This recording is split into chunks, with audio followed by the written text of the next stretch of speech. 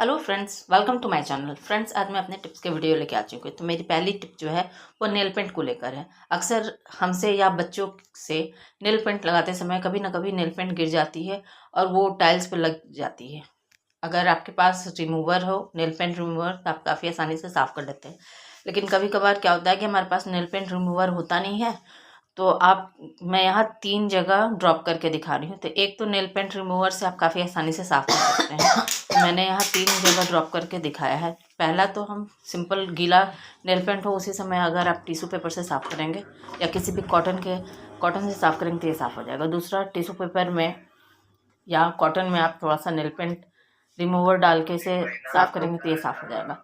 अगर आपके पास nail paint remover ना हो और नेल पेंट हल्का सा सूख गया, चलो तुम्हारे जैसे बच्चे गिराने के बाद जल्दी बताते नहीं हैं, तो तब हम क्या करेंगे कि उसके ऊपर हम चीनी डाल देंगे। सेकंड ट्रिक दिखाने से पहले इसके ऊपर चीनी डाल दिया ताकि हमारा टाइम कम लगे और तीनों ट्रिक दिखा सके। मैंने यहाँ क्या किया है, नेल पेंट रिमूवर से कॉटन को गीला करके इसे साफ़ कर लिया है। ये एकदम अच्छी तरह से क्लीन हो जाता है। और तीसरा जो ट्रिक है जिसके लिए मैंने यहाँ चीनी डाला है, अगर आपके पास नेल पेंट रिमूवर ना हो और नेल पेंट थोड़ा सा सूख गया हो तो हम क्या करेंगे, उसके ऊपर चीनी डाल देंगे। और चीनी डालने के बाद उसे हम इस तरह से थोड़ी देर छेड़ के उसको रगड़ के निकालेंगे। इससे क्या होगा कि जो भी नेल पेंट सूखा हुआ होगा वो चीनी के कारण रगड़ के निकल जाएगा। तो इस तरह से आपका नेल पेंट सूख जाएगा। तो फ्रेंड्स, मैं अपनी अगली टिप की ओर बढ़ती हूँ। मेरी अगली टिप जो है वो मिर्च से रिलेटेड है। आज के वीडियो में मैं आपको मिर्च को स्टोर करने की टिप नहीं बता रही हूँ, मैं आपको मिर्च के तीखेपन की टिप बता रही हूँ। काफ़ी लोग होते हैं जिन्हें हरी मिर्च खानी तो पसंद होती है, लेकिन वो उसके बीज को खाना नहीं पसंद करते हैं क्योंकि बीज के कारण ज़्यादा तीखा लगता है। तो वैसे में क्या करना है कि मिर्च को हम इस तरह से बीज से स्लिट कर लेंगे। स्लिट करने के बाद चाकू के हेल्प से इस तरह से हम उसके सारे बीज को निकाल लेंगे। और सारे बीज को निकालने के बाद आप मिर्च को डालेंगे तो ये तीखा कम लगेगा। दूसरी टिप जो है वो मिर्च को काटने को लेकर है। अक्सर हम इस तरह से अपने अंगूठे पर ही इसे करके कट करते हैं। तो क्या होता है कि हमारे अंगूठे में काफ़ी तेज जलन होने लगती है। और कभी कभी तो क्या होता है कि चाकू के कारण हल्का सा कट लग जाए तो काफ़ी दुखता है। तो उससे बचने के लिए हम क्या करेंगे कि यहाँ मैंने एक आइसक्रीम स्टिक लिया है और एक रबर बैंड फोन आ रहा है। और इससे हम क्या करेंगे, अपने अंगूठी के ऊपर रबर बैंड से आइसक्रीम स्टिक को बैंड कर लेंगे, टाई कर लेंगे जिससे कि ये हिले। और इस तरह से आप अगर मिर्च को काटेंगे तो मिर्च का तीखापन आपकी उंगली पे नहीं लगेगा, ना ही आपकी उंगली में कटने का डर रहेगा। तो आई होप आपको ये टिप भी पसंद आई होगी। फ्रेंड्स, मैं इसके साथ ही मिर्च से ही जुड़ी हुई अगली टिप बताती हूँ। तो अगली टिप क्या है कि मिर्च जब हम कट करते हैं तो काफ़ी टाइम होता है, कितना भी सेफ्टी बरती है, लेकिन अगर मिर्च काफ़ी तीखा हो तो हमारे हाथों में काफ़ी तेज़ जलन होने लगती है। आप हाथ को साबुन से धो ले, उसके बावजूद हाथों में जलन रहती है। तो उस जलन से बचने के लिए हम क्या करेंगे, फ्रिज में रखा हुआ जो दूध होता है, ठंडा दूध, उसे हम अपने हथेली पे इस तरह से अप्लाई करके छोड़ देंगे। आप देखेंगे कि इस तरह से कच्चे दूध या फ्रिज के ठंडे दूध को हाथ पर लगाने से हाथ की जलन जो है वो खत्म हो जाएगी। तो आई होप आपको ये टिप पसंद आई होगी। फ्रेंड्स, अगर आपको मेरे वीडियो पसंद आते हो तो मेरे वीडियोस को लाइक करें, शेयर करें और मेरे चैनल को भी सब्सक्राइब कर लें। तो इसके साथ ही मैं अपने अगले टिप की ओर बढ़ती हूँ। तो फ्रेंड्स, मेरी अगली टिप जो है वो चॉपिंग बोर्ड को साफ़ करने को लेकर है। फ्रेंड्स, ये मेरी चॉपिंग बोर्ड जो है लकड़ी की है, तो इस पर कोई कलर तो दिखता नहीं है, लेकिन काफ़ी दिन कट करने से क्या होता है कि हम यूं ही इसे धो देते हैं तो ये काफ़ी अच्छी तरह से क्लीन नहीं होता है, बैक्टीरिया वगैरह का डर रहता है। तो आप सप्ताह में एक बार इस तरह से आप क्लीन कर लेंगे तो आपका चॉपिंग बोर्ड हाइजीन रहेगा। तो मैंने क्या किया है कि मैंने इस पर थोड़ा सा बेकिंग पाउडर डाल दिया है। अगर आपके पास खाने वाला सोडा हो तो उसे भी डाल सकते हैं। उसके बाद मैंने यहाँ फ्रूट विनेगर जो होता है, वाइट विनेगर, उसे डाल दिया है। तो खाने वाले सोडे के साथ ये काफ़ी अच्छी तरह से रिएक्ट करता है और रिएक्शन जो आप बेकिंग पाउडर के ऊपर इसे डालते ही दिख गई है। इसके बाद अगर आपके पास नींबू है तो नींबू के छिलके से इसे रगड़ सकते हैं। अगर आपके पास नींबू नहीं है तो सिंपल स्क्रब से भी इसे रगड़ सकते हैं, क्योंकि नींबू और विनेगर दोनों एक ही काम करता है। आप देख सकते हैं कि इसे बस मैंने ऐसे ही इस पर रब किया है और इसका कलर काफ़ी कुछ चेंज हो गया, क्योंकि जो भी गंदगी थी जो लकड़ी के कारण हमें दिखता नहीं है, जैसे प्लास्टिक वाला चॉपिंग बोर्ड में कलर चेंज हो जाता है तो उसकी गंदगी दिखती है, लेकिन लकड़ी वाले पर पता नहीं चल रहा था। लेकिन साफ़ करने से आप लाइव देख सकते हैं कि जो भी गंदगी साफ़ हो रही है वो पता चल रही है। तो मैंने दूसरे साइड भी चॉपिंग बोर्ड पर बेकिंग पाउडर और विनेगर डाल के इसे रगड़ लिया है। अगर आपके पास नींबू ना हो आप अपने जो स्क्रब होता है उससे भी रगड़ सकते हैं, वो भी काफ़ी अच्छा वर्क करेगा। और अगर आपके पास विनेगर ना हो तो नींबू ज़रूर रखें, क्योंकि नींबू और बेकिंग पाउडर मिलकर काफ़ी अच्छा क्लीनिंग का काम करता है। उसके बाद हम चॉपिंग बोर्ड को धो लेंगे। देखिए चॉपिंग बोर्ड पहले के काफ़ी क्लीन हो गया है।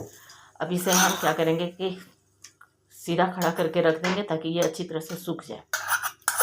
उसके बाद आप अपने चॉपिंग बोर्ड को इस्तेमाल कर सकते हैं। तो फ्रेंड्स, इसके साथ ही मैं अपने अगली टिप की ओर बढ़ती हूँ। फ्रेंड्स, कभी कभार क्या होता है कि जब धार लगाने वाला आता है तो हम अपने घर के सारे चाकू कैंची पर धार लगवा लेते हैं, और धार लगाने के समय तो ये काफ़ी तेज़ हो जाता है और इसकी शाइन भी देखिए कितनी अच्छी है। लेकिन होता है क्या कि ये सारे चीज़ें जो होते हैं जैसे चाकू कैंची, सारे चाकू को हम एक साथ इस्तेमाल नहीं करते हैं, और कैंची भी हम काफ़ी कम इस्तेमाल करते हैं। लेकिन क्या होता है कि एयर में मॉइस्चराइज़र होता है, तो एयर के मॉइस्चर के कारण ये इसका कलर जो होता है वो ब्लैक हो जाता है और जंग भी लग जाता है, कभी कभार जंग भी लग जाता है। उससे बचने के लिए क्या करेंगे कि जब भी आप चाकू और कैंची को धार चढ़वाएं तो आप उसके ऊपर कोई भी लुब्रिकेंट लगा दें। तो मैंने यहाँ सबसे आसान जो किचन में मिल जाता है काफ़ी आसानी से सरसों का तेल अप्लाई किया है। मैंने यहाँ क्या किया है कि जो चाकू मैं इस्तेमाल करती हूँ उसे मैंने यूज़ में डेली के लिए रखा है, तो उस पर इसे अप्लाई करने की ज़रूरत नहीं है। लेकिन जो चाकू मैं इस्तेमाल नहीं करने वाली हूँ उस पर मैं इस तरह से तेल को अच्छी तरह से लगा लिया है, जिससे कि इस पर कोई भी जंग का दाग ना लगे। उसके बाद हम क्या करेंगे कि इसे रखने के लिए पेपर का इस्तेमाल करेंगे, क्योंकि चाकू पे धार भी चढ़ा हुआ है, कभी गलती से भी हाथ लग जाए तो कटने का डर है। तो हम क्या करेंगे, इस तरह से चाकू के धार वाले पार्ट को पेपर से अच्छी तरह से कवर कर लेंगे। आप चाहें तो कपड़े से भी कवर कर सकते हैं, लेकिन मैंने पेपर से इसलिए किया है कि पेपर जो होता है वो मॉइस्चर को एब्जॉर्ब करता है, इसके कारण मॉइस्चर अंदर तक नहीं पहुंचेगा। तो मैंने यहाँ चाकू को कवर कर दिया है, इसे रबर बैंड से टाई कर दिया है। उसके बाद मैंने यहाँ पेपर में ही कैंची को भी लपेट कर रख दिया, क्योंकि कैंची ये सिलाई मशीन वाली कैंची है और सिलाई हम तो डेली करते नहीं हैं। तो जब इस्तेमाल पड़े तब आप इसे निकाल कर कैंची पर का जो ऑयल है उसे पोंछ लें, उसके बाद इस्तेमाल करें। तो कैंची पर अगर ऑयल लगा रहेगा तो आपके कपड़े में लगेगा। तो इस तरह से आप अपने कैंची का इस्तेमाल कर सकते हैं। फ्रेंड्स, मेरी अगली टिप जो है वो हेयर डाई के ग्लव्स को लेकर है। मैं यहाँ हेयर डाई के बारे में कोई टिप नहीं दे रही हूँ, मैं इसके ग्लव्स की टिप दे रही हूँ। तो फ्रेंड्स, क्या होता है कि जब भी हम हेयर डाई करते हैं तो हेयर डाई करने के लिए पहले हम ग्लव्स को अपने हाथों में पहनते हैं ताकि हमारे हाथों में कोई दाग ना लग जाए। लेकिन आपने देखा होगा कि जब भी हम हेयर डाई करते समय ग्लव्स को अपने हाथों में पहनते हैं तो सरकता रहता है और उसमें हमें काफ़ी परेशानी होती है, क्योंकि ग्रिप अच्छा नहीं बनता है। तो उसके लिए हम क्या करते हैं कि इससे बचने के लिए हम अपने हाथों में रबर टाइप करते हैं। तो मैं यहाँ ग्लव्स पहन के दिखा रही हूँ कि इस तरह से हम ग्लव्स पहन के काम करते हैं, लेकिन फिर भी ग्लव्स जो है सरकता रहता है। तो इससे बचने के लिए हम रबर रखते हैं। लेकिन आपने देखा होगा कि अगर फुल हेड कलर कर रहे हैं तो उसके बीच में भी रबर लगाने के बावजूद भी ये सरकता है। तो इससे बचने के लिए रबर के ही साथ में कि बैक साइड में रबर की तरह से क्लिक करके अपने मिडिल वाले फिंगर में डालें और ग्लव्स को अच्छी तरह से खींच लेंगे। अब आप कलर कीजिएगा तो ये काफ़ी देर तक आपके हाथों में इसी तरह से रहेगा, ये सरकेगा। तो आपके लिए टिप अपनाते हैं काफ़ी फायदा है। और इस टिप को अपनाने के बाद आप मुझे कमेंट भेजें कि वीडियो को ये पसंद आती है। फ्रेंड्स, इसके साथ ही मैं अपनी अगली टिप पर बढ़ती हूँ। मेरी अगली टिप जो है वो है सफ़र पर जाते समय हम ब्रश को किस तरह से स्टार्ट करें। अगर आपके पास हेयर डाई करने वाला ग्लव्स हो, ग्लव्स में हम काफ़ी आसानी के साथ ब्रश पे जीभी को डाल सकते हैं और उसे हम फोल्ड करके रबर बैंड से टाई करके अपने बैग में रख सकते हैं। और हमें ढूंढने में परेशानी नहीं होगी। जब भी आपको इस्तेमाल करना हो तो आप आराम से लगा सकते हैं। लेकिन काफ़ी लोग होते हैं जिनके पास ग्लव्स नहीं है, तो वैसे में हम अपने ब्रश और पेस्ट को रख सकते हैं। तो उसके लिए मैं यहाँ शेयर कर रही हूँ। उसके लिए हम कोई भी पॉलिथीन लेंगे, कोई भी पॉलिथीन ले सकते हैं। तो ये मैं शॉपिंग वाला पॉलिथीन लेते हैं। तो मैंने क्या किया है कि ब्रश और जीभी के अकॉर्डिंग उसे नाप के काट लिया, क्योंकि काफ़ी ज़्यादा बड़ी होगी तो वो भी परेशानी का ही कारण है, क्योंकि इसे हम एक बार ही इस्तेमाल करते हैं, उसके बाद हम सूखेंगे।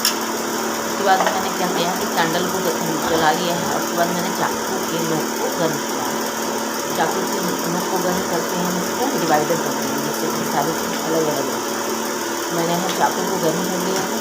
गर्म करने के बाद हम क्या करेंगे कि पॉलिथीन का जो जुड़ा हुआ पार्ट है उसको ऊपर रखते हुए हम नीचे की ओर 3 से 4 ऐसा बना लेंगे, ताकि इसमें हम ब्रश और पेस्ट को रख सकें। उसके बाद हम क्या करेंगे कि सावधानी के साथ रखेंगे, क्योंकि ये काफ़ी मजबूत नहीं है, काफ़ी सावधानी के साथ रखना है, क्योंकि अगर हम चाकू को बहुत ज़्यादा गर्म करके प्रेस करके करेंगे तो कट, बस हमें इतना ही प्रेस करना है कि डिवाइडर बन जाए और 1 से 2 बार इस्तेमाल करें।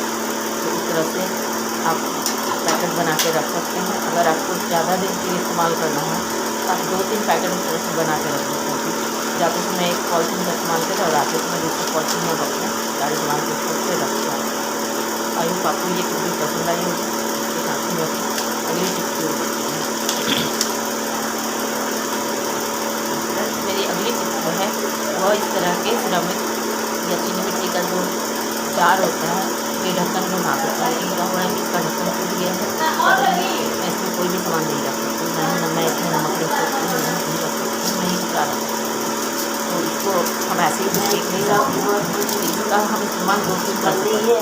एक तो मैं यहाँ इसका इस्तेमाल कर रही हूँ कि अपने किचन के स्पून को रखती हूँ, क्योंकि किचन में काफ़ी सारे स्पून होते हैं और जैसे आप स्पून होल्डर में रखें तो काफ़ी जगह कम पड़ जाती है।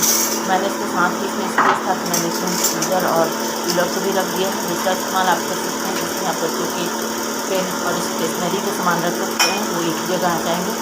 इसका इस्तेमाल कर सकते हैं आप, इसमें आप पसंद के आर्टिफिशियल फ्लावर डाल सकते हैं और इसे अपने किसी भी रूम के कॉर्नर में रख सकते हैं। फ्रेंड्स, मेरी अगली टिप जो है वो विम बार से धुले बर्तन को होता है।